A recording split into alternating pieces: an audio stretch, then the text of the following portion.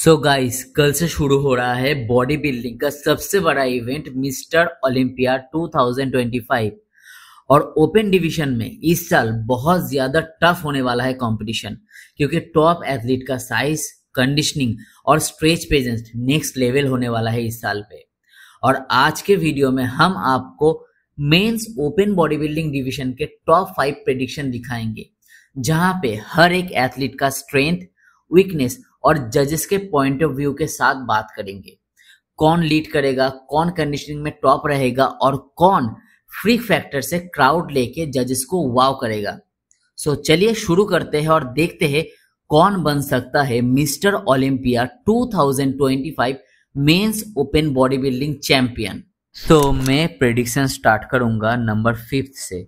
Number 5 में मैंने जिसको प्रेडिक्ट किया है वो है एंड्रियो जैक्ट। देखो, एंड्रियो जैक्ट का सबसे बड़ा स्ट्रेंथ उसका अपर बॉडी डोमिनेंस है।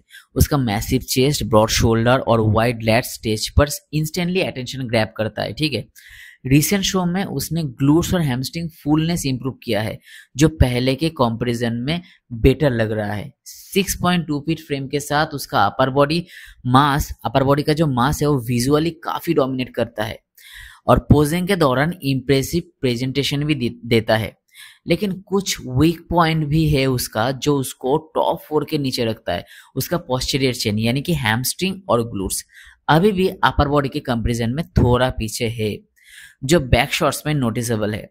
दूसरा है कि 290 प्लस पाउंड पे शेयर्ड कंडीशनिंग मेंटेन करना बहुत ज्यादा चैलेंजिंग होता है और कभी कभी कंडीशनिंग थोड़ा सॉफ्ट भी लग सकता है। साथ ही उसका अपर हेवी पैकेज सिमेट्री और फ्लो में थोड़ा डिसअपॉइंटेड लग सकता है, स्पेशली साइड पोजेस में। और अगर आप जजेस पॉइंट ऑफ व्यू से देखो, एंड्रियो का अपर बॉडी इंप्रेसिव है, लेकिन लोअर बॉडी और कंडीशनिंग कंसिस्टेंसी उनको टॉप 5 के नीचे रखता है। अगर लोअर बॉडी और कंडीशनिंग और इम्प्रूव होता तो एंड्रियो इजीली टॉप 3 टॉप 4 के अंदर आराम से आ जाए। ओके, सो अभी हम बात करेंगे 4th प्लेस के बारे में। 4th प्लेस पे मैंने प्रेडिक्शन किया है डेरिक लैंसफोर्ड को। डेरिक लैंसफोर्ड का सबसे बड़ा स्ट्रेंथ है उसका कंडीशनिंग और मसल डिटेलिंग। आर्नोल्ड क्लासिक और पिट्सबर्ग प्रो में उसने दिखा है कि वो टॉप लेवल परफॉर्मेंस दे सकता है। उसके अपर बॉडी स्ट्रांग है, चेस्ट और शोल्डर में साइज और शेप अच्छा है और स्ट्रेच पे पोजिंग में कॉन्फिडेंट और स्मूथ लगता है वो बहुत ज्यादा। लेकिन कुछ वीक पॉइंट भी है। उसका चेस्ट थोड़ा शैलो लगता है अदर कॉम्पिटिटर के कंपैरिजन में, और आर्म्स का साइज और डेंसिटी थोड़ा कम दिख सकता है। साथ ही 3 मेजर शो कम्पीट करने की वजह से उसका बॉडी बहुत ज्यादा टायर्ड है और उसके साथ साथ उसका बॉडी बहुत ज्यादा फ्लैट लग रहा है, और ये चीज स्टेज पे इफेक्ट कर सकता है।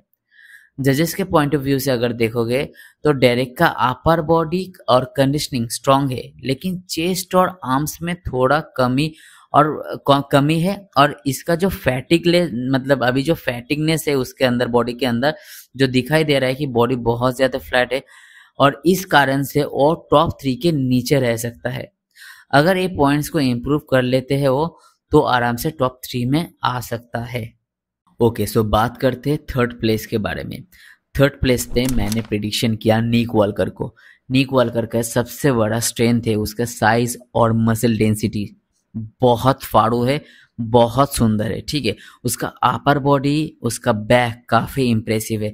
रिसेंट कमबैक के साथ उसने अपनी लैट्स और अपर बैक बहुत अच्छी तरीके से डेवलपमेंट किया है, जो स्टेज पे काफी स्ट्रांग लग सकता है।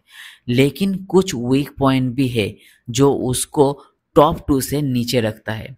उसके ट्रैप्स थोड़ा बल्की है, जो शोल्डर लाइन को थोड़ा ब्लॉक कर सकता है, और वेन्स क्लोजअप में थोड़ा अटेंशन डाइवर्ट कर सकता है। साथ ही कंडीशनिंग कभी कभी इनकंसिस्टेंट भी रह सकता है, और पीक डे पे टॉप से थोड़े पीछे भी लग सकता है।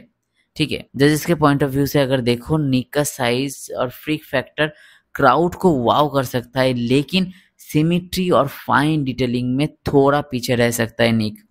अगर कंडीशनिंग और ट्रैप्स बैलेंस होता तो वो टॉप 2 में इजीली आ सकता है। ओके, सो बात करते हैं 2nd प्लेस के बारे में। 2nd प्लेस में मैंने प्रेडिक्शन किया है हार्डी चोपन को।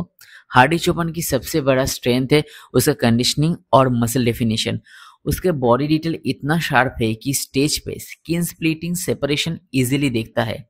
हार्डी एक एक्सपीरियंस कंपटीटर है, पहले ओलंपिया चैंपियन रह चुका है और पोजिंग में स्मूथ और कॉन्फिडेंट टाइप पोजिंग करता है स्टेज में, और बहुत ज़्यादा कॉन्फिडेंट लगता है उसको उस टाइम पे।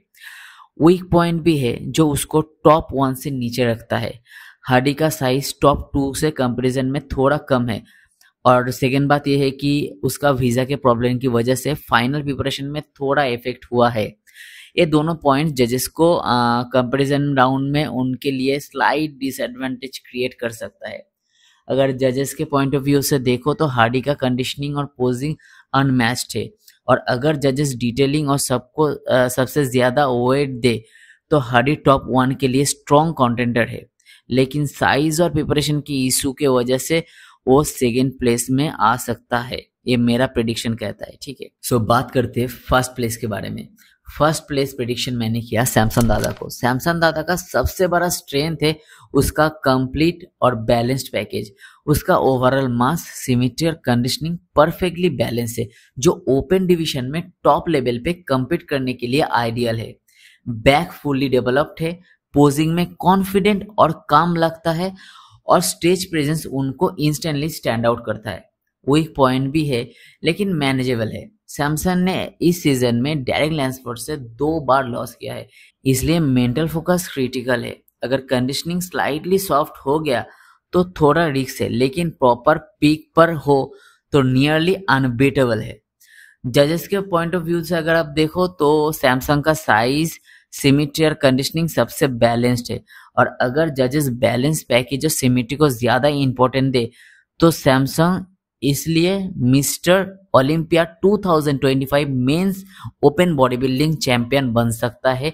ये मेरा प्रेडिक्शन है, आप लिख लो। तो गाइस, ये था हमारा टॉप 5 मेंस ओपन डिवीजन का प्रेडिक्शन मिस्टर ओलंपिया 2025 के लिए।